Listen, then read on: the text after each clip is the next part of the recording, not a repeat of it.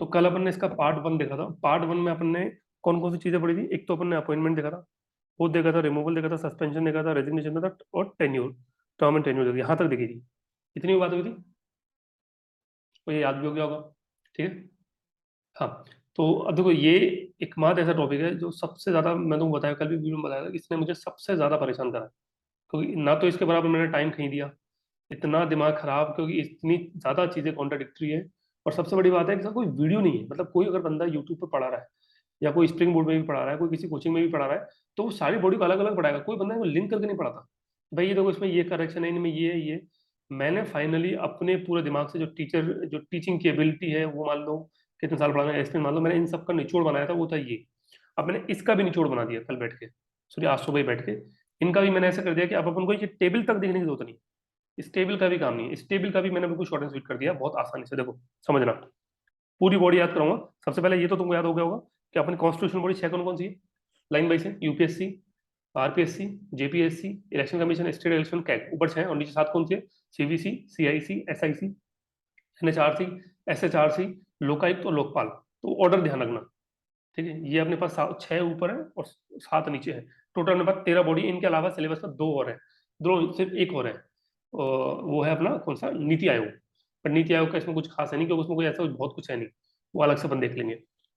हाँ, तो इनका निचोड़ आ गया वो ये रहा। मैंने भी थोड़ा सा, क्योंकि मैं भी सिर्फ काम पे कर रहा था, इसलिए लाइनें वाइनें रखी होगी तो कोई दिक्कत नहीं है। निचोड़ ये है कि ये जो पांच चीजें हैं, देखो, appointment, resignation, suspension, service condition. Service condition मतलब कि सर्विस कंडीशन कैसी होगी, स्ट्रेंथ एक अलग चीज है, सर्विस कंडीशन एक अलग चीज है, और ओथ। इन सब का एक ही काम है कि सेंटर का प्रेसिडेंट और स्टेट का गवर्नर, पांच चीजों में, सेंटर का प्रेसिडेंट, स्टेट गवर्नर, सिर्फ एक जगह, वो कहाँ है? कि जब हम आरपीएससी की ओथ की बात करेंगे, आरपीएससी की ओथ, तो वहां पे हाईकोर्ट के जजेस आ जाएंगे बस। बाकी इन पांचों जगह में फिक्स हो गया कि सेंटर का प्रेसिडेंट, स्टेट का गवर्नर। याद हो गया? यहीं के यहीं याद करो, तभी मैं आगे बढ़ूंगा। सेंटर का प्रेसिडेंट, स्टेट का गवर्नर, पांच चीजें हैं। एक बार तुम आंखें बंद करके पांचों चीजें याद करने की कोशिश करो, कौन कौन से? Appointment, oath, resignation, suspension, service condition.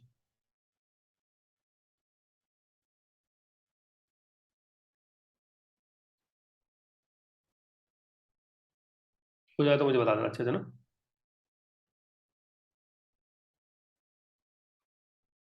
अगर लिख के याद करना पड़े तो भी कोई दिक्कत नहीं, बट इसको हिंगे ही याद करो।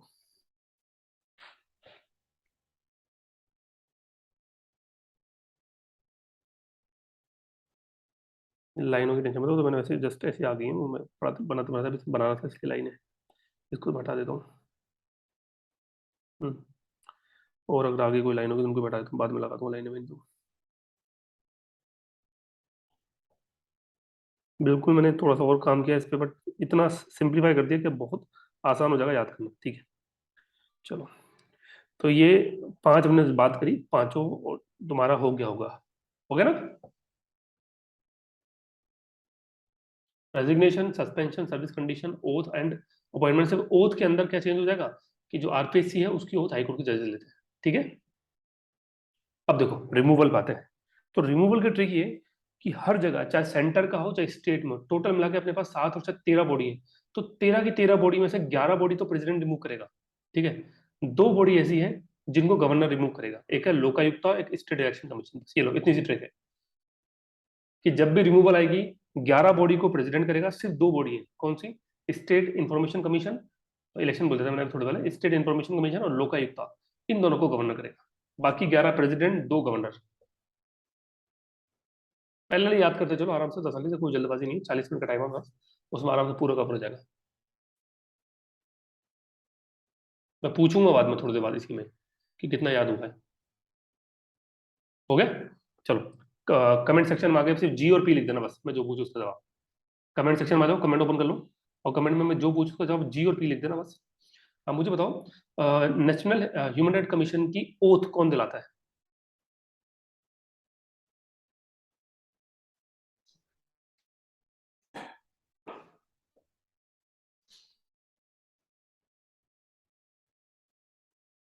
सही है। पूरा लिखने जो होती है, मैं ना जी और पी लिख दो, गवर्नर प्रेसिडेंट में समझ जाऊंगा। अब मुझे बता, स्टेट इलेक्शन कमीशन के, ठीक है, रेजिग्नेशन कौन किसको देता है? स्टेट इलेक्शन कमीशन का रेजिग्नेशन।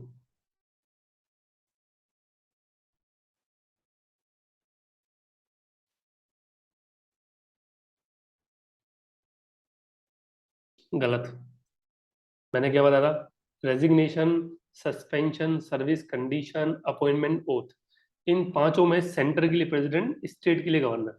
ये स्टेट इलेक्शन कमीशन है, तो स्टेट के लिए गवर्नर होगा ना।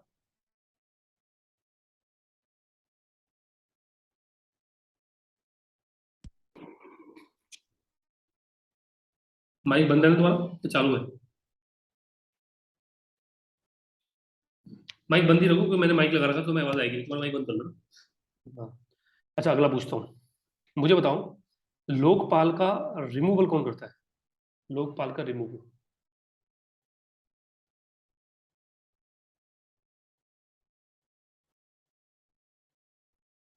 स्टेट ह्यूमन राइट कमीशन की सर्विस कंडीशन कौन डिटरमाइन करता है?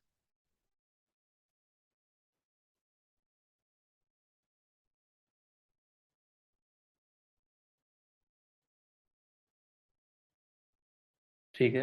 लास्ट सवाल। Central information commission, sorry sorry, state information commission को रिमूव कौन करता है? स्टेट इंफॉर्मेशन कमीशन को रिमूव कौन करता है? ठीक है। तो बहुत सिंपल सा ट्रिक है कि ये जो पांच चीज है, रेजिग्नेशन, सस्पेंशन, सर्विस कंडीशन और ओथ, इनमें सेंटर के लिए प्रेसिडेंट, स्टेट के लिए गवर्नर, सिर्फ सिर्फ और सिर्फ आरपीएससी के लिए हाईकोर्ट के जज। एक एक्सेप्शन तो यहाँ पर है। और रिमूवल में से दो एक्सेप्शन है कि स्टेट इंफॉर्मेशन कमीशन, लोकायुक्त, इन दोनों का रिमूवल गवर्नर करता है, बाकी सब जगह का रिमूवल कौन करता? प्रेसिडेंट। थम्स अप कर दो वीडियो स्क्रीन के अंदर अगर तुम्हें याद हो गया पांचों का। ऐसे हो गया? ठीक है, चलो अब देखो। अब आता है रिमूवल के ग्राउंड पे, तो इसकी भी मैंने बड़ी अच्छी ट्रिक बनाई है रिमूवल के ग्राउंड की भी। देखो, रिमूवल के ग्राउंड की ट्रिक यहीं से ही है कि रिमूवल के ग्राउंड की ट्रिक तुम ऐसे याद करना कि तुम ये ऑर्डर याद कर लो।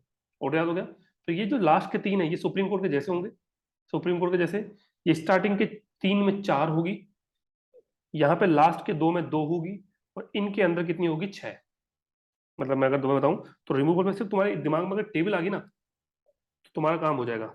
अब से मैंने अभी जो बना रखा था वो क्या था मैं पता, अच्छा अच्छा दिखा रहा हूँ। ये क्या आ गया? हाँ, अपने ऊपर वाले टेबल क्या थी? सबसे पहले यूपीएससी, फिर आरपीएससी, ये दिमाग में आ जाना चाहिए फटाफट, जेपीएससी, फिर इलेक्शन कमीशन, फिर स्टेट इलेक्शन कमीशन, फिर टैग, और नीचे सात कौन सा था? सबसे पहले सीवीसी, फिर सीआईसी, फिर एसआईसी, फिर नेशनल ह्यूमन राइट कमीशन, फिर स्टेट ह्यूमन राइट कमीशन, फिर लोकपाल। लोकपाल, लोकायुक्त कोई दिक्कत नहीं, और ये लोकायुक्त था। तो मैंने क्या ट्रिक बताई है कि ये तीन का तो सुप्रीम कोर्ट के जैसा होगा, इनके लिए होगा चार, इनके लिए होगा यहाँ तक स्टेट तक, यहाँ तक इनके लिए होगा छह, और लास्ट के दो का होगा दो। रिमूवल के ग्राउंड्स क्लियर हो गया? वो तीन सुप्रीम कोर्ट जैसे। लिख लो, तुम लिख के याद कर लो, अभी कभी याद कर लो, कोई दिक्कत नहीं। टाइम लगाओ, बट अभी लिख के याद करो। ये तीन सुप्रीम कोर्ट जैसे, आगे के चार, इधर दो, इधर छह। अच्छा, ग्राउंड तो पता है, जब भी मैं दो बोलता हूँ तो कौन सा? Miss behaviour, incapacity. जब भी मैं चार बोलता हूँ तो कौन सा? ये दो तो आएंगे as it is, misbehaviour, incapacity, इनके अलावा एक और आ जाएगा, दो रह जाएंगे, ऑफिस ऑफ प्रॉफिट और इंसोल्वेंट। ठीक है, जब मैं छह बोलता हूँ तो ये चार तो आएंगे आएंगे, इनके अलावा एक और दो कौन सा आ जाएंगे? एक आ जाएगा वाला, क्या बोलते हैं, प्रॉफिट कमाने वाला किसी प्रोफेशन के अंदर एक वो, और एक हो जाएगा कन्विक्टेड इन एनी ऑफेंस। ठीक है, तो ये दो तो छह हो जाएंगे। तो ये इनका टोटल ग्राउंड है याद करने का, सिंपल सा तरीका। अच्छा, ये जब अपन बोलते हैं स्टेट इलेक्शन कमीशन, तो ये सुप्रीम कोर्ट की तरह नहीं होता, ये हाई कोर्ट की तरह होता है इसका रिमूवल। लेकिन हाई कोर्ट का रिमूवल सुप्रीम कोर्ट की तरह होता है, इनडायरेक्टली तीनों ही सुप्रीम कोर्ट है। ठीक है, ये लास्ट के तीनों का मैंने बोला है कि तीनों सुप्रीम कोर्ट की तरह होता है, ये तीनों, ग्रीन से जो कर रहा हूँ एक सेकंड, हाँ, ये वाले। बट इन तीनों में बीच वाला होता है हाई कोर्ट की तरह। बट हाई कोर्ट का अगर पूछे हाई कोर्ट कैसे होता है, तो हाई कोर्ट होता है सुप्रीम कोर्ट की तरह, ये अपने पढ़ा हुआ हाई कोर्ट में, तो इनडायरेक्टली तीनों ही सुप्रीम कोर्ट हो गए, ये बोलना चाह रहा हूँ। ठीक है, तो ये अपन ने रिमूवल का भी पढ़ लिया। रिमूवल ग्राउंड्स का भी वही लिखा हुआ है कि सेम है सुप्रीम कोर्ट हाई कोर्ट। तो अपन को पता है कि ये जो दोनों है ऊपर वाले, ये वाले दोनों, तो ये दोनों तो होते हैं सुप्रीम कोर्ट की तरह, और नीचे वाला होता है हाई कोर्ट की तरह, but high court indirectly supreme court ही होता है। फिर दो ग्राउंड किसके होते हैं? लोकपाल, लोकायुक्त के। चार ग्राउंड किसके होते हैं? यूपीएससी, आरपीएससी, जेपीएससी के। छह ग्राउंड किसके होते हैं जो बची हुई थी? Central information commission, state information commission, and national human right commission, state human right commission, CVC. Done. ठीक है, अब आते हैं टर्म पे। ये बहुत भारी भरकम था, ये मैं पिछली बार जब मैंने आता था पेपर दिया था, मुझे बहुत तकलीफ दिया था इसमें। टर्म मेरे को बिल्कुल याद नहीं हुई थी। ठीक है, अब ये इतना आसान है कि तुम्हें क्या करना है, जब कॉन्स्टिट्यूशनल बॉडी होगी तो इसके लिए स्टैंडर्ड क्या बनाना है? 665। क्या स्टैंडर्ड लेके चलना है? 665। और जब ये स्टेट की बॉडी होगी, स्टेचुटरी बॉडी होगी, तो इसके लिए बनाना 565। एक अपन को इससे मान लेते हैं कि ये अपन ने स्टैंडर्ड बनाया है। अब इस स्टैंडर्ड से जो डेविएट करेगा उसको अपन देख लेते हैं बस। ये अपन ने एक स्टैंडर्ड बना लिया। देखो, यहाँ पे जो ऊपर की 6 बॉडी थी वो अपने एज इट इज लिख दी। लिखने के बाद मैंने तुम्हें बताई थी कल की वीडियो के अंदर भी कि इस आरपीएससी और जीपीएससी को मौका देते हैं कि तुम यूपीएससी में जा पाओ, तो यहाँ 62 कर दिया। स्टेट इलेक्शन कमीशन को स्टेट 5 साल में होता है, यहाँ के पास सिर्फ 2 ही चेंजेस की, तो ये सब याद हो गया होगा आराम से। बाकी 6 65 नीचे 5 65 में देखो ध्यान से, लोकायुक्त 5 65 है, लोकपाल में 5 70 हो जाएगा। ठीक है, जब अपन ह्यूमन राइट कमीशन में आते हैं तो ये भी पीछे वाले 70 कर देते हैं, बट आगे वाले 5 से घटा के कितने कर दिए, 3। नेशनल ह्यूमन राइट कमीशन में कितने कर दिए, 3। ठीक है, उसके बाद सीईसी एसआईसी इनका घटा के कर दिया क्या, 5 ही घटा दिया। इनका पीछे वाला तो 65 ही रखा, बट आगे वाला 5 की जगह कितना कर दिया, सेंट्रल गवर्नमेंट। और सीबीसी का आगे वाला कितना कर दिया, 4। तो यहाँ चेंजेस बहुत सारे हैं, बट अगर ऐसे याद करोगे सीबीसी में 4 कर दिया, उसके अंदर घटा के सेंट्रल गवर्नमेंट कर दिया, उसमें घटा के आगे वाला कर दिया 3, पीछे वाला कर दिया 70।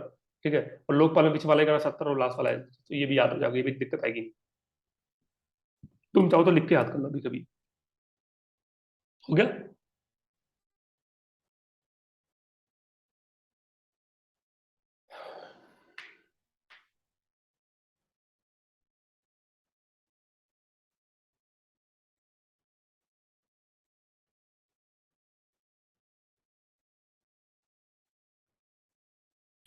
ये जो ट्रिक्स मैं बना रहा हूँ ये ट्रिक्स मैं बता रहा हूँ, मैं वो लिख के देता हूँ, इधर को कहीं नहीं मिलेगा।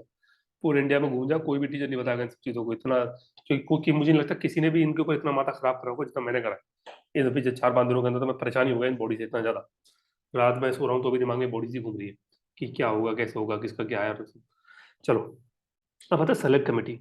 तो सेलेक्ट कमेटी देखो ऊपर कॉन्स्टिट्यूशन बॉडी के लिए कोई सेलेक्ट कमेटी होती नहीं है, वो तो कॉन्स्टिट्यूशन मेंशन है। सिर्फ स्टैट्यूटरी बॉडीज जो होती है उनके लिए अपन क्या बनाते हैं, सेलेक्ट कमेटी। तो कितनी थी, 7 थी। अब इन 7 के लिए सेलेक्ट कमेटी है, तो उसके लिए तुम क्या करना, सबसे पहले अपन ने क्या बनाया था, सीबीसी, ये ऑर्डर याद रखना, CBC, CIC, SIC, NHRC, SRC, Lokpal, Lokayukta. याद रखना, मैं यहाँ पे और जब भी ऑर्डर लिखा हूँ लोकपाल लोकायुक्त बोलता हूँ, और ये टेबल के अंदर मैंने पहले लोकायुक्त लिखा हुआ है, तो उसमें गलती मत कर देना। ठीक है, चलो तो कहाँ था मैं। यार अब देखो कैसे करना, कि जब हम सेंट्रल विजिलेंस कमीशन करेंगे तो पीएम, लीडर ऑफ अपोजिशन, और आ जाएगा home minister. Why home minister, vigilance का काम क्या है, पुलिस में, डिपार्टमेंट में, इनमें थोड़ा निगरानी करना, तो इसलिए होम मिनिस्टर आया। बट जब इन्फॉर्मेशन चाहिए तो होम मिनिस्टर की जरूरत नहीं है, तो होम मिनिस्टर की जगह यूनियन कैबिनेट मिनिस्टर, यहाँ जाएगा state cabinet, SCC, state cabinet minister. ठीक है, यहाँ यूनियन कैबिनेट, यहाँ स्टेट कैबिनेट, इतना एक चेंजेस हुआ। बाकी सब अपनी जगह ठीक है, पीएम की जगह आ जाएगा सीएम। अब देखो, जब नेशनल ह्यूमन राइट कमीशन करेंगे तो इसको अपन लिंक करेंगे सीवीसी से। वाई सीवीसी, बिकॉज ये 3 member as it is repeat हो जाएंगे, इसलिए अपन को सीवीसी से लिंक करेंगे। 3 मेंबर एज इट इज और 3 नए और आगे, leader of the opposition Rajya Sabha, speaker और डेप्यूटी चेयरमैन राज्यसभा का, राज्यसभा का डेप्यूटी चेयरमैन, चेयरमैन नहीं, क्योंकि चेयरमैन तो वाइस प्रेसिडेंट होता है। एसएचआरसी के अंदर सब कुछ सेम रहेगा, पीएम की जगह सीएम हो जाएगा और डेप्यूटी चेयरमैन की जगह चेयरमैन हो जाएगा। जब हम लोकपाल निकालेंगे तो लोकपाल में क्या करना, लोकपाल को जोड़ना है एसआईसी के साथ, या तुम दिमाग वैसे लगा लो कि लोकपाल के अंदर ये जो स्टार्टिंग से था यहीं से देख सकते हैं कि ये एज इट इज आने वाला है। सीएम की जगह, सॉरी ये क्या कर दिया मैंने, wait wait wait wait wait उल्टा लिख दिया मैंने, एक सेकंड, उल्टा कर दिया ऐसे। हम्म तो लोकपाल में ये ऐसे, तुम्हें पहले से लिख लो, लिंक कर लो, पहले से करते हैं, सीवीसी से करते हैं, सीवीसी को स्टैंडर्ड मानता है, उसी से करते हैं एक बड़े को। हाँ, इसी को स्टैंड मानो। तो ये 3 थे, ये तीन एज इट इज आ गए। इसमें से जो होम मिनिस्टर था, होम मिनिस्टर जगह कौन आ गया, चीफ जस्टिस ऑफ इंडिया। बाकी 2 और आ गए, स्पीकर एंड जूरिस्ट। और यहाँ पे एज इट इज सीएम, बाकी तो कंपेयर कर ही लेंगे, ये 3 आएंगे एज इट इज। तो चीफ जस्टिस ऑफ इंडिया की जगह चीफ जस्टिस हाई कोर्ट हो जाएगा। तो ये हो गई सेलेक्ट कमेटी, ये भी तुम याद कर लो, ये हो जाए तो थम्स अप कर देना।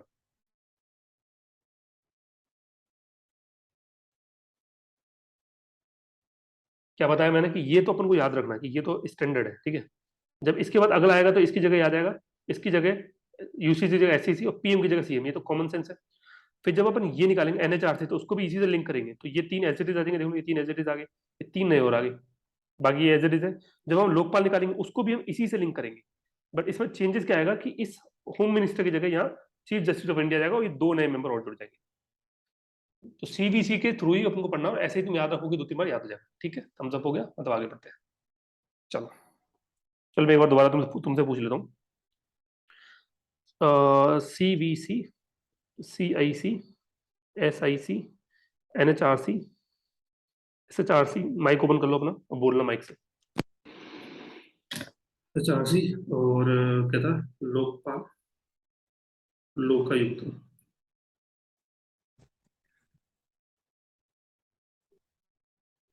भाई स्पीड ऑफ मत बोला करो यार, ये इरिटेट करता है सब चीजें बोलना।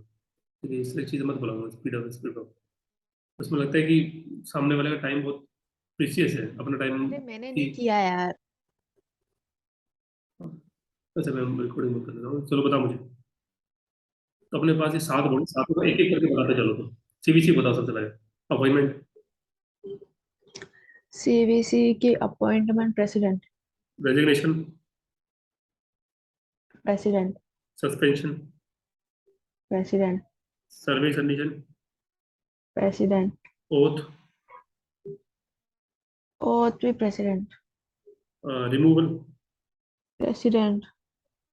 ग्राउंड, कितने ग्राउंड, दो चार छह, ग्राउंड है या सुप्रीम इसके। कोर्ट। एक एक सेकेंड। 6 ग्राउंड है इसके। ठीक है, टर्म, टर्म इसकी है 465। ठीक है, और सेलेक्ट कमेटी। 3 है इसके अंदर। हम्म। पीएम, हम्म। लीडर ऑफ अपोजिशन, और हम्म। वो होम मिनिस्टर। चलो तो मैं इसमें से कोई भी एक बोलूँ जो मैं बताता हूँ तुमको पूरा देना दे, तो तुमको लगता है मुझे बतानी चाहिए, बताओ।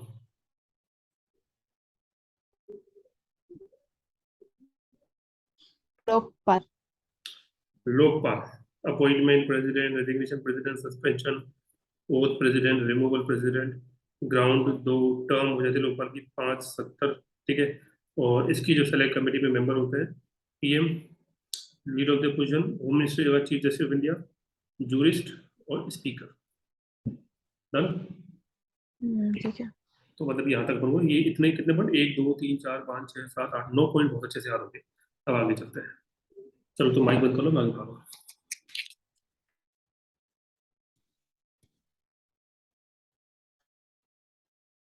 अब आते हैं अपन स्ट्रेंथ के ऊपर। अब स्ट्रेंथ का मतलब है कितने। तो देखो इसमें वो ये कि अपन इसको अपॉइंटमेंट की तरह याद रखेंगे कि जैसा अपॉइंटमेंट था स्ट्रेंथ भी ऐसे, जैसे सर्विस कंडीशन थी, तो सिमिलरली सर्विस कंडीशन की तरह स्ट्रेंथ भी कितनी हो जाएगी, अपॉइंटमेंट की तरह ही। मतलब वही सेंटर के लिए प्रेसिडेंट, स्टेट के लिए गवर्नर। नॉर्मली अपन को यही याद रखना है, बट कुछ जगह थोड़ी सी चीज याद रखनी है कि एट प्रेजेंट आरपीएससी की स्ट्रेंथ भले गवर्नर डिटरमाइन करेगा, बट है साथ। ठीक है, इलेक्शन कमीशन भले ही प्रेसिडेंट डिटरमाइन करेगा, बट अभी फिलहाल कितना है, एक तो चीफ इलेक्शन कमीशन और 2 इलेक्शन कमीशन है। ठीक है, इनमें को दे नहीं रखा स्टेट इलेक्शन कमीशन के एक्ट के बारे में, क्या क्या होता है, इलेक्शन इलेक्शन कमीशन भी एक ही बंदा होता है, तो अभी कुछ दे नहीं रखा, इसलिए मैंने को खाली छोड़ दिया है। और स्टैट्यूटरी बॉडी में आते हैं तो सीबीसी में सीबीसी और 2 बंदे हैं।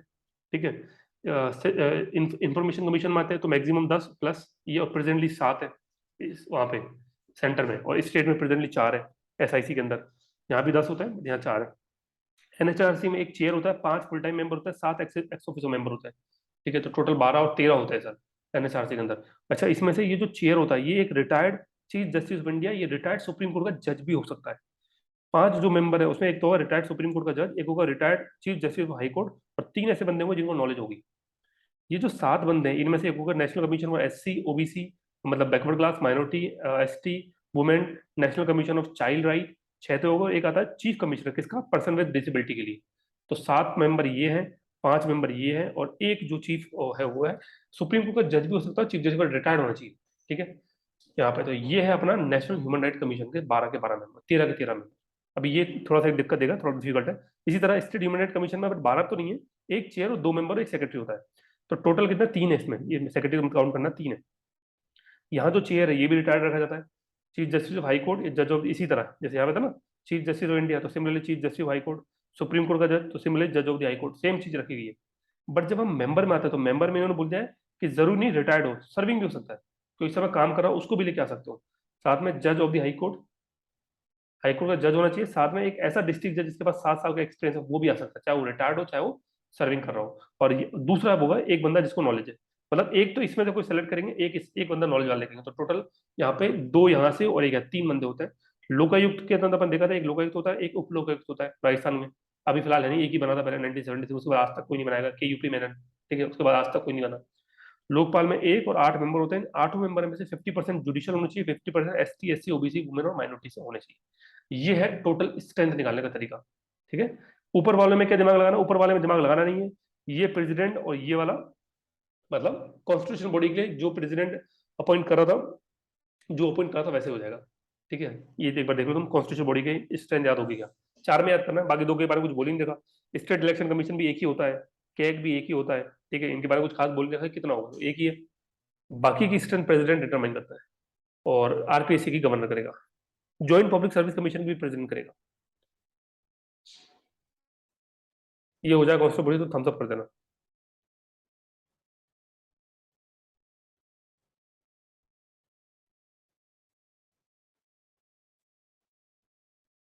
ठीक है, अभी याद करो, इसमें से स्टार्टिंग के 5 याद करो, पहले 5 नहीं, स्टार्टिंग के 4 याद करो, यहाँ तक ये याद करो, फिर आगे बढ़ते हैं।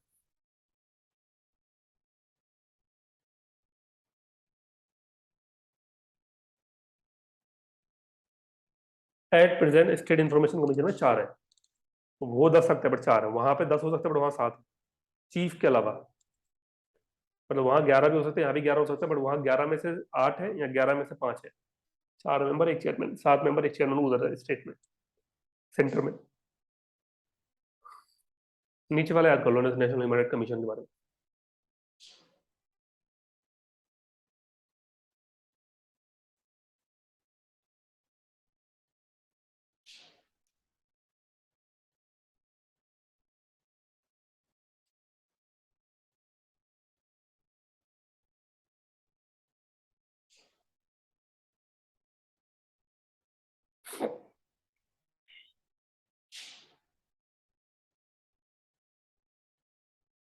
ओके, अब नीचे वाले ये तीनों याद कर लो।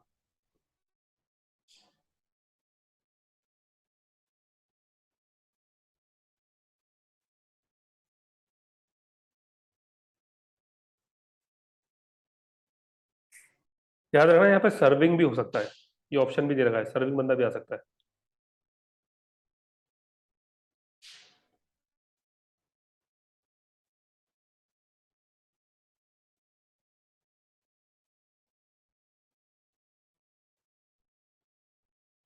ओके, ठीक है, अब आगे बढ़ते हैं। अब ये भी काफी इंटरेस्टिंग है, एनुअल रिपोर्ट, कि ये लोग अपनी रिपोर्ट किसको देते हैं, ठीक है। तो रिपोर्ट की कहानी भी वही है कि जो अपॉइंट करेगा नॉर्मली उसी को देना है, बट जहां जहां पे चेंजेस वो देखते हैं। देखो, ये यूपीएससी वाला प्रेसिडेंट को, आरपीएससी वाला गवर्नर को, कैग प्रेसिडेंट को, इनके बारे में कुछ बोल नहीं रखा, तो अपन यही मान के चलेंगे कि ये प्रेसिडेंट देगा, ये गवर्नर को देगा। अब इनके बारे में मुझे नोट्स में कुछ मिला नहीं, अलग से कुछ सर्च करके बाद में देखेंगे। यहाँ इंटरेस्टिंग है, जेपीएससी को कौन अपॉइंट करता है, प्रेसिडेंट। जेपीएससी के स्टैंड को डिटरमाइन करता है प्रेसिडेंट। जेपीएससी में सब कुछ प्रेसिडेंट था, सिर्फ जब जेपीएससी की रिपोर्ट के बारे में बात करेंगे तो वो किसको देगा, गवर्नर को। अगर तुम जाके देखोगे यहाँ पे ध्यान से, ज्वाइंट पब्लिक सर्विस कमीशन, ये देखो ध्यान से, सब जगह ज्वाइंट में president president president president president president, everywhere is president. सिर्फ यहाँ पर, कहाँ पर, जहाँ रिपोर्ट आता है वहां गवर्नर आता है ज्वाइंट पब्लिक सर्विस कमीशन में, बाकी सब जगह ज्वाइंट पब्लिक सर्विस कमीशन में प्रेसिडेंट है। तो इसलिए रिपोर्ट में ध्यान रखना स्पेशली। तो जब अपन ज्वाइंट पब्लिक सर्विस कमीशन पढ़ते हैं, हाँ ये वाला, तो इसकी रिपोर्ट किसको देगी, गवर्नर को पास जाएगी, जो भी कंसर्न गवर्नर, ज्वाइंट का मतलब राजस्थान और हरियाणा, तो जो रिपोर्ट राजस्थान के गवर्नर के पास जाएगी, हरियाणा, फिर वो जो है स्टेट लेजिस्लेचर के अंदर रखेंगे। अच्छा, एक क्वेश्चन आता है कि यहाँ प्रेसिडेंट को रिपोर्ट क्यों नहीं दे रहे, क्योंकि ये joint public service commission centre के लिए नहीं बना, स्टेट के लिए बना है। तो अगर स्टेट के लिए बना तो इनकी रिपोर्ट स्टेट की असेंबली में जाएगी, तो गवर्नर के थ्रू जाएगी, इसलिए डन। कितना आसान है। स्टैट्यूटरी बॉडी परेशान करेगी रिपोर्ट के मामले में, स्टैट्यूटरी बॉडी परेशान इसलिए करेगी, जरा ध्यान से देखना कि ये ठीक है लोकपाल के लिए, अरे उल्टा लिख दिया मैंने यहाँ पे भी, वही है कि थोड़ा सा उधर और यहाँ पे थोड़ा गड़बड़ हुई है, क्योंकि मैंने वहां थोड़ा लिखने का ऑर्डर चेंज किया है, तो ये आ गया। देखो, ये ऊपर वाले दो और ऊपर वाला एक, मतलब सीवीसी, और ये ठीक है। बाकी इन चारों के अंदर थोड़ा सा अलग है, इस गवर्नर की जगह स्टेट गवर्नमेंट आ जाएगी और प्रेसिडेंट की जगह सेंट्रल गवर्नमेंट। अब इसका रीजन भी समझो तुम क्यों, सुनो, रीजन भी समझो क्यों। किसी बंदे को कोई इन्फॉर्मेशन चाहिए आरटीआई एक्ट के अंदर, ठीक है, और गवर्नर परमिशन देगा, मान चलो अशोक गहलोत की गवर्नमेंट है और यहाँ पे बीजेपी का गवर्नर है, और उसने दे दी परमिशन, ऐसी रिपोर्ट लीक होगी जिसे गवर्नमेंट गिर जाए, तो कहोगे कि ना ना ना ना, रिपोर्ट हमारे पास, सीधा हमारे पास। इन्फॉर्मेशन के बारे में जब भी कोई इन्फॉर्मेशन चाहिए तो रिपोर्ट गवर्नमेंट खुद मांग लेगी, तो सेंटर वाली सेंटर मांगी, स्टेट वाली स्टेट मांगी। अच्छा, ह्यूमन राइट कमीशन का वॉयलेशन हुआ है, तो ह्यूमन राइट कमीशन का वॉयलेशन हुआ तो यहाँ भी गवर्नर बोले तू रहने दे, क्योंकि ह्यूमन राइट कमीशन का वॉयलेशन होता है तो मतलब अगेन गवर्नमेंट गिरने का खतरा है, कि किसी को मार दिया, 4 लोगों को फर्जी इनकाउंटर कर दिया और ये बात मीडिया में लीक होगी, मीडिया में लीक होगी तो गवर्नमेंट की थूत हो जाएगी। तो गवर्नमेंट नहीं चाहती ऐसी कोई बात, रिपोर्ट लीक हो तो पहले खुद के पास मंगाएगी। बाकी जगह उसको कोई डर नहीं, लोकपाल लोग करता है, तुम्हारे पास कुछ पावर ही नहीं खास, सेंटर विजिलेंस कमीशन करते रहो, कोई दिक्कत नहीं। सिर्फ इन्फॉर्मेशन और ह्यूमन राइट कमीशन के अंदर वो रिपोर्ट खुद मंगा लेंगे। तो इन्फॉर्मेशन चाहिए तो गवर्नमेंट बोलिए हमारे पर। एक बात और ध्यान रखना कि national human right commission state government को भी भेज सकती है रिपोर्ट, कब? जब मैटर स्टेट गवर्नमेंट से जुड़ा हो। National human right commission state government को भी भेज सकती है, कब? जब मैटर स्टेट गवर्नमेंट से जुड़ा हो। डन, ये भी याद हो गया। रिपोर्ट वाली कहानी भी ठीक है, आसान है। अब आता है सैलरी पे। अब देखो सैलरी थोड़ी यूनिक है, काफी आसान भी, ज्यादा टेंशन लेने वाली बात नहीं। सैलरी में ये अपन को पता था, नीचे के जो तीन थे ये वाले, election commission, state election CAG, इनके बारे में क्या पढ़ा था? जब अपन ने स्टार्टिंग में पढ़ा था इनका रिमूवल ग्राउंड, तो कैसा लिखा था? सेम एज सुप्रीम कोर्ट जज। और स्टेट इलेक्शन कमीशन लिखा था सेम एज हाई कोर्ट जज। तो इनकी सैलरी भी उन्हीं के बराबर होगी। सुप्रीम कोर्ट के जजेस की, हाई कोर्ट जैसा रिमूव किया वैसे इनकी सैलरी भी उनके बराबर कर दो। डन। ये जो क्या है कि इसकी सैलरी जरूर सुप्रीम कोर्ट के बराबर होती है, बट साथ में बहुत है कि इसको पार्लियामेंट डिटरमाइन करेगी कितनी होगी। ये भी लिखा हुआ है कि सुप्रीम कोर्ट के जज के बराबर होगी, बट पार्लियामेंट डिटरमाइन करेगी कितनी देनी है। ठीक है, तो अकॉर्डिंगली चेंज हो जाएगा। अच्छा, यूपीएससी, आरपीएससी, जेपीएससी, यूपीएससी की जो सैलरी है वो कितनी है उसका कोई मतलब नहीं, लिख दिया मैंने 2.5 लाख 225, इसका कोई मतलब नहीं, इसका कोई क्वेश्चन पूछेगा भी नहीं। यूपीएससी की जो सैलरी है वो कंसोल्ड फंड ऑफ इंडिया से आती है। RPSC, JPSC consoled fund of state से आती है। कैग की कंसोल्ड फंड ऑफ इंडिया से आती है। इलेक्शन कमीशन की कंसोल्ड फंड ऑफ इंडिया से नहीं आती। और स्टेट इलेक्शन कमीशन के बारे में मेरे पास कोई इंफॉर्मेशन अभी के लिए नहीं है। मैंने देखा बट मुझे नहीं मिला, मिलेगा तो बाद में एडॉप्ट कर दूंगा। ये इसलिए जरूरी है क्योंकि जब अपन मेंस लिखेंगे तो मेंस में आपको लिखना पड़ेगा इनकी इंडिपेंडेंस। तो इंडिपेंडेंस में एक पॉइंट होता है कि इनकी सैलरी कहाँ से आती है, कंसोल्ड फंड ऑफ इंडिया से या कंसोल्ड फंड ऑफ स्टेट से, therefore they can not be voted in the parliament और असेंबली। इनकी इंडिपेंडेंस को बढ़ाता है, तो इसलिए अपन को जानना जरूरी है कि किसकी सैलरी कहाँ से आती है।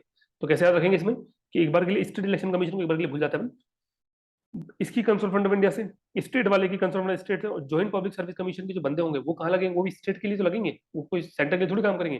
तो इसकी भी स्टेट से, कैग की भी कंसोल फंड ऑफ इंडिया से, और जो सीईसी है मतलब इलेक्शन कमीशन है उसकी नहीं होती, उसकी कंसोल फंड इंडिया से नहीं होती। ठीक है। अच्छा, क्वेश्चन आता है कि इलेक्शन कमीशन की कंसोल फंड इंडिया से क्यों नहीं है? उसका रीजन ये, थोड़ा सा मतलब मुझे उसका एग्जैक्टली रीजन नहीं पता, बट याद करने ज्यादा लग रहा है कि इलेक्शन कमीशन का काम क्या, इलेक्शन करना। अगर इनको salary console fund of India से देंगे तो ये जो गवर्नमेंट ऑफ इंडिया कहेगी वैसे काम करेगा। तो इनको इंडिपेंडेंट रखेंगे कि चलो तुम एक काम करो, आप तुम्हारी अलग से सैलरी देते हैं, तो मैं कंसोल फंड ऑफ इंडिया से तुम्हारा कोई मतलब नहीं है। थोड़ा ऐसे समझने की जाते हो, तुम याद कर लेना कि इनकी सैलरी कंसोल इंडिया से नहीं देते, इलेक्शन कमीशन वाले की, बाकी सबकी देते हैं, सेंटर वाले, सेंटर की, स्टेट वाले स्टेट से। सेक्यूरिटी बड़ी परेशान करेगी क्योंकि यहाँ सैलरी में ये तो बड़ा आसान है, देखो ये तो बड़ा आसान है। ये अभी ऊपर अपने देखा था 2 मिनट पहले कि रिपोर्ट कौन दे रहा था, सेंट्रल गवर्नमेंट, स्टेट गवर्नमेंट। तो यार सैलरी भी कौन देगा, सेंट्रल गवर्नमेंट, स्टेट गवर्नमेंट, बिल्कुल रिपोर्ट जैसा है इन चारों की। तो जैसा रिपोर्ट था बिल्कुल वहाँ, बट यहाँ जो स्टेट इंफॉर्मेशन कमीशन है उसकी सैलरी इस बार सेंट्रल गवर्नमेंट खुद देगा इन्फॉर्मेशन। तो इन्फॉर्मेशन वाले में सेंट्रल गवर्नमेंट खुद आ गया, जबकि रिपोर्ट कहाँ जा रही थी, स्टेट गवर्नमेंट के पास। तो एक यहाँ पे एक नई चीज होगी, इसलिए मैंने स्टार बना के स्ट्रिक कर दिया। डन, समझ आ गई बात। सेंट्रल विजिलेंस कमीशन के जो चेयरमैन की सैलरी यूपीएससी की चेयरमैन की सैलरी के बराबर होगी, और विजिलेंस कमीशन की यूपीएससी के मेंबर के बराबर। कहने का मतलब है कि इन दोनों की सैलरी कहां से आएगी, काउंसिल फंड ऑफ इंडिया से, सीएफआई से। यूपीएससी वाला देखा था मैंने। अच्छा, नीचे जो लोकपाल की salary chief justice of India के बराबर होगी, लोकपाल के मेंबर की जजेस ऑफ सुप्रीम कोर्ट के बराबर होगी, लोकायुक्त की chief justice of high court के बराबर होगी, और उप लोकायुक्त की जजेस ऑफ हाई कोर्ट के बराबर होगी। Console fund of the state से आएगा, ये कंसोल फंड ऑफ इंडिया से आएगा। इन चारों के बारे में कुछ बोल नहीं देखा कैसे होगी, तो सेंट्रल गवर्नमेंट, स्टेट गवर्नमेंट खुद बताएगा, तो इनके बारे में कुछ बोलना ही नहीं है। Console fund of state India वो तो खुद गवर्नमेंट बताएगी, तो गवर्नमेंट जैसे बताएगी वैसे होगा, तो इनके बारे में कुछ नहीं लिखना हमको कि console fund of India, console fund of state, ये पता चल गया। Console fund of India, console fund of state, console fund of India, console fund of India, इसकी ये तो नहीं होता। एक बार के लिए अपन ये मान लेते हैं कि ये भी नहीं होता, एक बार के लिए मान लेते हैं कि ये भी नहीं होता, बाद में अपन करेक्शन कर लेंगे। ठीक है, ये टोटल अगर मैं सारी बॉडीज एक बार दोबारा लिखूं तुम्हारे सामने, ठीक है, फटाफट देखते हैं कि किसकी सैलरी क्या है, जो हम नए नई चीजें पढ़ी है। 10 मिनट बचे। तो अपने पास है यूपीएससी, आरपीएससी, जेपीएससी, ठीक है, election commission, state election commission, CAG, CVC, CIC, SIC, और इसके बाद एसआईसी बच गया था, एनएचआरसी, ऑर्डर बेस वैसे याद रखना है, एसएचआरसी, लोकपाल, लोकायुक्ता। जो जो नई नई बातें पढ़ी अपन वो अपन कर लेते हैं। तो क्या क्या नई नई बातें पढ़ी अपन ने जो पहले रिवाइज करा, उसके अलावा टर्म के बाद क्या क्या चीजें पढ़ी अपन ने, कुछ नई नई बातें जो मैं देख लेता हूँ, वो सारी बातें एक साथ रिवाइज कर लेते हैं।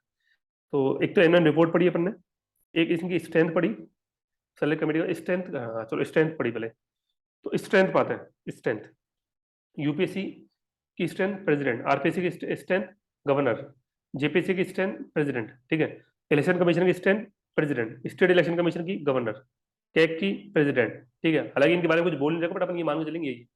इलेक्शन कमीशन कितने होते हैं, एक, 1+2, ठीक है, इतना ही है। और आरपीएससी में फिलहाल कितने मेंबर है? 7। ये अपने स्ट्रेंथ बढ़ा था। फिर आता सीवीसी में, तो सीवीसी की स्ट्रेंथ बढ़ा था मैंने 1+2, सीआईसी की 1+10, एसआईसी की 1+10, एनएचआरसी की 1+5+7, एसएचआरसी की बढ़ा था 1+2, लोकपाल की बढ़ा था अपन ने एक लोकपाल प्लस 8 मेंबर, और लोकायुक्त प्लस एक उप लोकायुक्त। यही थी स्ट्रेंथ। सही है? याद आ रही स्ट्रेंथ कैसे निकाली? ठीक है। फिर अपन ने क्या पढ़ा था? रिपोर्ट। इसके बाद रिपोर्ट, तो अपन ने रिपोर्ट में क्या देखा था कि यूपीएससी अपनी रिपोर्ट किसको देगा? आरपीएससी किसको देगा? तो यूपीएससी देगा प्रेसिडेंट को, ये देगा गवर्नर को, ये और ये जो देगा कंसर्न गवर्नर को देगा। जेपीसी वाला ये ट्रिक थी, ये गवर्नर को देगा। बाकी इलेक्शन कमीशन अगर इसमें कुछ आता ही नहीं आता तो अपन दिमाग में लगेंगे प्रेसिडेंट है। कैग भी किसको देगा? प्रेसिडेंट को। सीवीसी किसको देगा? प्रेसिडेंट को। ये जो चार थे, ये चार अपनी रिपोर्ट किसको देंगे? सेंट्रल गवर्नमेंट और state government concern. But NHRC state को भी दे सकता है, मतलब ये मैं देखूं तो ये सेंटर, ये स्टेट गवर्नमेंट को, ये सेंटर और स्टेट दोनों को दे सकता है रिपोर्ट। ये स्टेट को देगा। लोकपाल अपनी रिपोर्ट किसको सौंपेगा? लोकपाल और लोकायुक्त। तो आई थिंक इसमें मैंने बताया था ऊपर नीचे वाले दो, हाँ, लोकपाल तो देगा प्रेसिडेंट को, लोकायुक्त तो देगा गवर्नर को। डन। फिर बाई थी अपने लास्ट अपन ने इनका पढ़ा इनकी सैलरी। तो सैलरी अपन ने पढ़ा कि ऊपर ये कंसोलिडेटेड फंड ऑफ इंडिया से होगा, यस। ये कंसोलिडेटेड फंड ऑफ स्टेट से होगा, यस। ये कंसोलिडेटेड फंड ऑफ स्टेट से होगा, यस। इलेक्शन कमीशन नहीं होगा, स्टेट इलेक्शन कमीशन में नहीं होगा। कैग होगा कंसोलिडेटेड फंड इंडिया से। सीवीसी उसकी सैलरी किसके बराबर होगी? चेयरमैन की, यूपीएससी के चेयरमैन के बराबर, मेंबर की, यूपीएससी मेंबर के बराबर। कंसोलिडेटेड फंड ऑफ इंडिया से होगा, यस होगा। सीआईसी एसआईसी इन चारों की सैलरी कौन डिटरमाइन करेगा? अगेन वही सेंटर और स्टेट गवर्नमेंट। बट इंटरेस्टिंग बात क्या है इस बार कि सीआईसी एसआईसी दोनों की सेंट्रल गवर्नमेंट बताएगा कि सैलरी कितनी है। एनएचआरसी की central government, state human right commission की स्टेट गवर्नमेंट सैलरी बताएगा। और लास्ट वाले दो की सैलरी कौन निकालेंगे? लोकपाल की सैलरी होगी चीफ जस्टिस ऑफ इंडिया के बराबर। इसके जो मेंबर है उसकी सैलरी किसके बराबर होगी? चीफ जस्टिस और सुप्रीम कोर्ट के जजेस के बराबर। लोकायुक्त की salary chief justice of high court के बराबर। बाकी मेंबर की सैलरी हाईकोर्ट के जजेस के बराबर। डन हो गया यहाँ तक? अच्छे से याद हो गया सारी बात? कितनी सारी बात होगी? जो मतलब सबसे ज्यादा कंफ्यूजिंग पॉइंट है ना, वो मैंने सब लाइन बाई से एकदम बिखेर दिए ना। और इनके बारे एक सिंगल क्वेश्चन में डाउट नहीं आना चाहिए, मतलब किसी भी तरह का। स्ट्रेंथ हो गया, एनुअल रिपोर्ट हो गई, सैलरी हो गई। हाँ, अब आता है ये भी बड़ा परेशान करता है मेरे को तो सबसे ज्यादा परेशान इसने किया रीअपॉइंटमेंट में। को याद करता हूँ कि रीअपॉइंट कौन होगा कौन नहीं होगा। इतनी सिंपल सी ट्रिक मिली है कि खत्म ही कहानी यहीं पे। सिर्फ और सिर्फ एनएचआरसी और एसएचआरसी के अंदर रीअपॉइंट हो सकते हैं बस, और कहीं भी रीअपॉइंट नहीं होंगे। समझ में आ गया? National human right commission, state human right commission के अंदर रीअपॉइंट हो सकते हैं। अच्छा, ये भी क्यों? वो इसलिए क्योंकि जो बंदा, ह्यूमन राइट एक ऐसी चीज है जिसका हर किसी को ज्ञान होता नहीं है। मेरी बात समझना है, इसको कैसे याद रखना कि ह्यूमन राइट ऐसा है जिसका हर किसी को ज्ञान नहीं है। इसके लिए बहुत स्पेसिफिक लोग होते हैं जिन्होंने ह्यूमन राइट की फील्ड में बचपन से काम किया हो। अरविंद केजरीवाल, मनीष सिसोदिया जैसे लोग जिन्होंने करप्शन के लिए लड़े थे, तब जाके वो सीएम यहाँ तक पहुंचे, दिल्ली के सीएम बने। तो ऐसे लोग बहुत आसानी से नहीं मिलते। बाकी जगह मिल जाएंगे तुम आईएएस ऑफिसर, बट ये जो ह्यूमन राइट पर काम करने वाले आसानी से नहीं मिलते, इसलिए इनको सुविधा दी गई कि तुम वापस से रिअपॉइंट हो जाओ। बाकी जगह सुविधा नहीं दी गई। याद हो गया? और जब हम बात करते हैं कि इनका फर्दर इंप्लॉयमेंट पॉसिबल है, तो यूपीएससी के केस में अपन ने देखा था चेयरमैन तो नहीं होता, पर मेंबर के पास दो ऑप्शन होते हैं। या तो यूपीएससी का चेयरमैन बन सकता है या अदर पीसीएस का चेयरमैन बन सकता है। आरपीसी चेयरमैन के पास तीन ऑप्शन होते हैं: यूपीएससी का मेंबर बनने का, यूपीएससी का चेयरमैन बनने का, या अदर जो पीसीएस है उनका चेयरमैन बनने का। आरपीसी के मेंबर के पास चार ऑप्शन होते हैं: आरपीएससी का चेयरमैन बनने का, यूपीएससी का मेंबर, यूपीएससी का चेयरमैन, अदर पीसीएस का चेयरमैन। तो ये तो इनके पास ऑप्शन है। इसके अलावा इलेक्शन कमीशन और स्टेट इलेक्शन कमीशन का भी दोबारा जो है एम्प्लॉयमेंट हो सकता है। ठीक है, तो ये अपन याद रखेंगे। अच्छा, ये क्वेश्चन आता है कि इनका दोबारा एम्प्लॉयमेंट, एक सेकंड कॉल आ रहा है अभी भी, इसको भी कॉल करना है। हाँ, तो ये अपन को कैसे याद रखना कि इलेक्शन कमीशन स्टेट इलेक्शन को दोबारा एम्प्लॉयमेंट की फैसिलिटी क्यों दे रहे हैं? कि भैया तुम दोबारा कहीं और भी तुम्हें फर्दर एम्प्लॉयमेंट इसलिए कर सकते हैं। अब सोच, कोई बंदा इलेक्शन कमीशन किसी ने अच्छा काम किया, गवर्नमेंट का सपोर्ट कर दिया, मतलब इलेक्शन कमीशन देना कि कई बार वोटिंग टाइम पे करा दी, तो उनको इनाम भी तो देना है। अब उनको इनाम कैसे देंगे? कि तुमको एक काम करो, तुमको एक फला जगह का हम क्या बना देते हैं, मान के चलो कि तुमको बना दिया गया यूपीएससी का चेयरमैन, तुमको बना दिया गया कि फला क्या सीवीसी का चेयरमैन। ऐसे तो इनको दोबारा इंप्लॉयमेंट करने की पॉसिबिलिटी है इनके पास। तो अपन को ऐसे याद रखना है कि रीअपॉइंट किसको कर सकते हैं? जो बहुत कम मिलते हैं, एनएचआरसी। दोबारा इंप्लॉयमेंट किसको करेंगे? State election commission, election commission, क्योंकि ये गवर्नमेंट के फेवर में काम करेंगे, तो ऑप्शन मौका रहना चाहिए इनको दोबारा से इंप्लॉयमेंट करने का। और यूपीएससी चेयरमैन मेंबर वाले की हानि तो है ही, वो तो मन जानती है। डन, ये भी हो गया, डाउट खत्म। ओके, अब आता है क्वालिफिकेशन पे।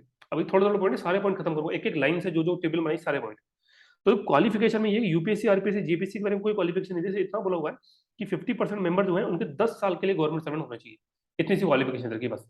इलेक्शन कमीशन के लिए कोई क्वालिफिकेशन नहीं है, स्टेट इलेक्शन कमीशन के लिए भी कोई क्वालिफिकेशन नहीं है। सिर्फ राजस्थान ने अपनी तरफ से क्वालिफिकेशन लगा दी कि मिनिमम 5 साल एज ए चीफ सेक्रेटरी और उसके इक्विवेलेंट कोई पोस्ट पे बंदा रहा हो, वही बन सकता है स्टेट इलेक्शन कमीशन। ये राजस्थान के अंदर है बस। कैग सीवीसी के लिए कोई क्वालिफिकेशन नहीं है, सीआईसी एनएचआरसी इनके लिए भी कोई क्वालिफिकेशन नहीं है, मतलब क्वालिफिकेशन किसी के लिए नहीं है।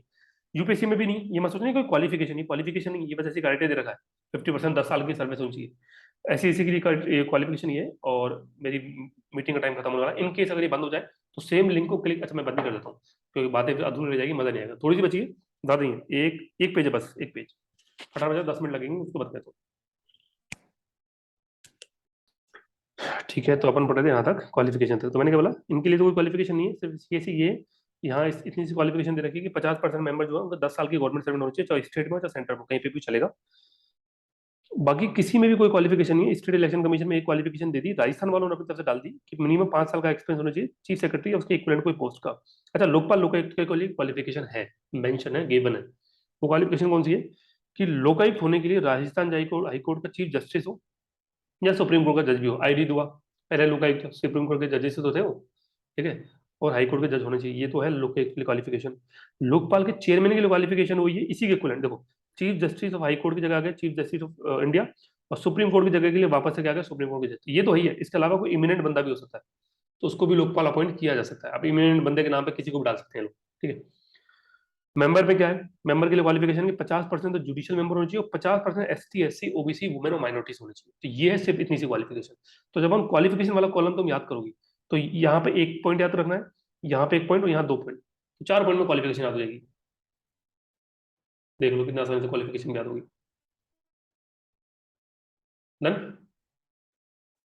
ठीक है। अब देखो, अब आता है कि ज्यूरिसडिक्शन बढ़ाना घटाना, तो ज्यूरिसडिक्शन बढ़ाना घटाना मुझे ये पॉइंट कहीं नहीं मिला, सिर्फ यूपीएससी और आरपीएससी में मिला बस, कि किसका ज्यूरिसडिक्शन बढ़ाना है। अगर यूपीएससी का ज्यूरिसडिक्शन बढ़ाना है, तो सोच के देखो ज्यूरिसडिक्शन बाकी की जरूरत पड़ेगी क्यों भाई। ज्यूरिसडिक्शन का मतलब क्या है कि यूपीएससी के अंदर में किसी और को भी लेना है, ठीक है, किसी स्टेट को लेना है वगैरह वगैरह, तो या कोई और पोस्ट शामिल करनी है। तो अगर यूपीएससी का ज्यूरिसडिक्शन बढ़ाना है तो पार्लियामेंट एक्ट बनेगी, आरपीएससी का ज्यूरिसडिक्शन बढ़ाना है तो स्टेट लेजिस्लेचर एक्ट बनेगा, और अगर ज्यूरिसडिक्शन कम करना है तो प्रेसिडेंट करेगा, लेकिन 14 दिन के भीतर उसको पार्लियामेंट के सामने रखेगा। फिर फाइनली फाइनल अथॉरिटी कौन है, पार्लियामेंट, पार्लियामेंट है फाइनल अथॉरिटी। यहाँ पे भी सेम, गवर्नर कम कर सकता है बट 14 दिन के भीतर स्टेट लेजिस्लेशन लगेगा, ये है फाइनल अथॉरिटी। ये अपन ने पढ़ा हुआ है यूपीएससी आरपीएससी के अंदर, तो कोई बहुत बड़ी समझाने की तो जरूरत है नहीं। ऐसा नहीं है कि टॉपिक अपन ने पढ़ रखे, बट सही तरीका पता है क्या होना होता है इन सबको पढ़ाने का, कि पहले अपन टेबल याद कर लेते, फिर अपन उनको लिस्ट पे आता ना, यूपीएससी आरपीएससी लोकपाल लोकायुक्त, तो ऐसा लगता है कि ये सब पॉइंट तो याद हो ही रखे हैं। बच्चे कुछ जो एक्स्ट्रा पॉइंट है उनको अपन फोकस करते हैं, और तुम अभी यही करना कि पहले ही पूरा याद कर लेना, फिर जो जो मैंने वीडियो बना दिए उन वीडियो में जो भी तुम टॉपिक पुराने तुमने याद कर लिया, लोकपाल लोकायुक्त आरपीएससी यूपीएससी, और आई थिंक यही बनाया मैंने, इसके अलावा तो कुछ बनाया नहीं, बनाया कुछ मैं चेक कर लेना। इसके अलावा कौन कौन टॉपिक पढ़ा दिया मैं तुम्हें राजस्थान पॉलिटी के अंदर, मैंने जो तुम्हें पढ़ा है उसकी वीडियो दे देता हूँ। यूपीएससी आरपीएससी है एक तो वीडियो ये है, एक वीडियो लोकपाल लोकायुक्त की है, और हाईकोर्ट, हाँ ठीक है, तो ये 4 ही टॉपिक पढ़ा है, कहने के बाद बहुत ज्यादा नहीं पढ़ा है। अभी तो बहुत सारे टॉपिक बाकी, अभी सीबीसी बाकी है, सीआईसी बाकी है, एसआईसी बाकी है, नेशनल ह्यूमन राइट कमीशन बाकी है, स्टेट ह्यूमन राइट कमीशन बाकी है, ठीक है। उसके अलावा कैग बाकी है, election commission state election commission बाकी है, तो कोई दिक्कत बहुत आराम से हो जाएगा अगर ये टेबल याद होगी तो। बताओ जुरिसडिक्शन डन हो गया, 2 में याद करना जुरिसडिक्शन। अच्छा, ये 2 पावर है, suo motu power, power of civil court. अच्छा, ये जरूरत कब पड़ेगी suo motu power, power of civil court, जब कोई अपनी मर्जी से कोई केस उठा लेगा। अच्छा, केस कौन उठाता है, जो थोड़ा कोर्ट की तरह काम करेगा। तो सोचो इन सारी बॉडी में कोर्ट की तरह कौन काम कर सकता है, ठीक है। तो ऊपर वाला यूपीएससी आरपीएससी नहीं, ठीक है, इलेक्शन कमीशन नहीं, कैग नहीं, ये कोई कोर्ट की तरह काम नहीं करते। नीचे आओ, सीवीसी, हाँ ये कर सकता है, सीआईसी ये कर सकता है, एसआईसी ये भी कर सकता है, ठीक है। NHRC HSRC national human right commission state ये भी कर सकते हैं। लोकपाल लोग तो नीचे वाली सारी बॉडी एज कोर्ट की तरह काम कर सकते हैं। तो उनमें से किसके पास अपनी मर्जी से केसेस लेने की मतलब खुद सुप्रीम पावर है, वो है सीआईसी और लोकायुक्त के पास, सीआईसी और लोकायुक्त के पास। अगर तुम्हें कुछ याद आ रहा होगा तो जब अपन ने रिमूवल देखा था, तो रिमूवल के अंदर सिर्फ ये, इसमें अंदर आई थिंक एसआईसी था और लोकायुक्त का था, एसआईसी लोकायुक्त, हाँ उन 2 के अंदर था गवर्नर, बाकी सबके अंदर क्या था प्रेसिडेंट रिमूवल में। सिमिलरली यहाँ पे सीआईसी और लोकायुक्त, इनके अंदर क्या है सुप्रीम पावर है, ये मतलब याद रखने के हिसाब से। और पावर ऑफ सिविल कोर्ट भी 3 लोगों के पास है, सीवीसी सीआईसी और लोकायुक्त के पास। लोकपाल में दे नहीं रखा पॉइंट, बड़ा इंटरेस्टिंग था। लोकपाल मतलब लोकायुक्त के पास पावर है, लोकपाल के पास नहीं है। अब वो इसलिए भी हो सकता है कि स्टेट टू स्टेट वेरी करता है लोकायुक्त की वाली पावर। खैर देख लेना तुम इसको। अब आते हैं हेडक्वार्टर, हेडक्वार्टर दिल्ली में किसका है, जो भी सेंटर वाले हैं सबका दिल्ली में, और जो भी जयपुर वाले हैं स्टेट वाले उनका जयपुर में। नीचे वाली बॉडीज का, ऊपर वाली बॉडी का हेडक्वार्टर होता है। स्टेबलाइज कब हुई, तो सीबीसी की डेट मुझे नहीं पता, दे नहीं रखी है और काम की भी शायद नहीं होगी। CIC भी तुम्हें पढ़ने का कोई मतलब नहीं है, तुम्हें जो जो डेट याद रखेंगे मैं यहाँ हाईलाइट कर देता हूँ, जो तुमको याद रखनी है। स्टेट ह्यूमन राइट कमीशन कब बना, ये ऑपरेशन कब हुआ, ये बहुत इंपॉर्टेंट डेटा, अपन इसके ऊपर देखे तो क्वेश्चन भी बहुत सारे हैं। अच्छा तुमने नहीं देखा, मैंने लगाया, इसके ऊपर भी क्वेश्चन है, और ये भी है कि ये कब ऑपरेशन हुआ। इस डेट को तो स्टेबलाइज हुआ, बट ऑपरेट कब हुआ, 23 मार्च 2000, ये दोनों डेट इंपॉर्टेंट है। प्लस लोकपाल कब बना, ठीक है, लोकायुक्त कब बना, ठीक है ये, और लोकायुक्त को प्रेसिडेंट का एसेंट कब मिला, 26 मार्च 1973, इसको तुम छोड़ देना, कोई दिक्कत नहीं। एक ये वाला नेशनल ह्यूमन राइट कमीशन कब बना, बस, बाकी तो ये डेट इंपॉर्टेंट नहीं है, ये दोनों इंपॉर्टेंट नहीं है, 4 डेट इंपॉर्टेंट है, और 4 के अलावा एक ये। याद कैसे रखना है, याद रखने का कुछ नहीं है। नेशनल ह्यूमन जानते हैं, ह्यूमन राइट डे अपन मनाते हैं 10 अक्टूबर का, आई थिंक कुछ ऐसा हुआ, ठीक है तुम देख लेना, याद रखने को ट्रिक विक तो नहीं, मतलब सिंपल याद रखना है कि 10 अक्टूबर 1993, 18 जनवरी 1994, एक है 16 जनवरी 2014, ये तो अपन पहले पढ़ा हुआ था, 3 पर 1973 लोकायुक्त। हाँ अब ये आगे आखिरी आखिरी कॉलम है कि इनका पहला और आखिरी कौन सा है। ये जो लास्ट कॉलम है, लगा हेडफोन, हेडफोन लगा पहले तुम, भग जाते हो तोड़ दो। ये जो लास्ट कॉलम है, वो लास्ट कॉलम से इतना सा है कि इनका पहला और आखिरी कौन सा है, पहला पहला प्रेजेंट कौन सा है। तो इनका पहला कौन सा था, सब में लिखा हुआ है कौन कौन सा है, अपने काम कौन का कौन कौन सा है, अपने राजस्थान वाले काम के, MD कुरानी पहला, अभी फिलहाल DB गुप्ता है। स्टेट ह्यूमन राइट कमीशन का पहले था के भटनागर, अभी है GK व्यास। लोकायुक्त सबसे पहले थे ID दुआ, अभी है प्रताप कृष्ण लोरा, ठीक है। RPSC पहला था SK घोषणा लगा लेता, अब है संजय सूत्री है। स्टेट इलेक्शन कमीशन का पहले था अमर सिंह राठौर, वी फिलहाल है प्रेम सिंह मेहरा। इंडिया वाले इतना ज्यादा इंपॉर्टेंट नहीं है, अगर याद हो जाए तो अच्छी बात है, पर इंडिया वाले याद करने कोई बहुत ज्यादा इंपॉर्टेंट नहीं है। डन। तो ये टोटल मैंने कितनी चीजें बताई इसके अंदर, पहला और आखिरी, एक बात तो ये, एक स्टेबलाइजर का वो हेडक्वार्टर 3 4 5 6 7 8 9, 9 के बाद ये 10 सैलरी, एनुअल रिपोर्ट 11, 11 और ये स्ट्रेंथ 12, ये 13, ये 14, ये 15, 16 17 18 19 20 21। अगर अब तुम देखोगे कितने पॉइंट अपने याद के, पता है 21 पॉइंट है, और 13 बॉडी है, 21 पॉइंट है, 13 बॉडी है, मल्टीप्लाई कर लो कितना आ रहा है, 130 और 260 और 273, इफ मेरी अगर सही है तो टोटल इस पूरे टेबल से 273 क्वेश्चन होंगे, 273 क्वेश्चन होंगे अप्रोक्सीमेट। अप्रोक्सीमेट कितने क्वेश्चन होंगे, 273 क्वेश्चन इस पूरे जो टेबल मैंने बनाई इससे हो जाएंगे, मोटे मोटे क्वेश्चन हो भी जाता है इससे। ठीक है, तो अभी मैं मेरा जो प्रोसेस है वो ये है, ये तो खत्म हो गया पूरा। इसमें अभी मुझे कुछ ऐड करना है, ऐड ऑन करना है, अभी भी कभी शायद जब पढ़ूंगा तो ऐड करता रहूंगा। तो आने वाले 2-3 दिन तुमसे मेरी एक रिक्वेस्ट है कि पॉलिटी में स्टेबल के अलावा किसी और को हाथ मत लगाना। मैं भी 2-3 दिन स्टेबल के अलावा कुछ नहीं पढ़ने वाला। अपन ने पता गलती क्या करी है अभी तक की। चलिए मैं तो इसको मैं बंद कर दूँ, वीडियो तो हो गया, मैं अलग से बात ही करनी दो।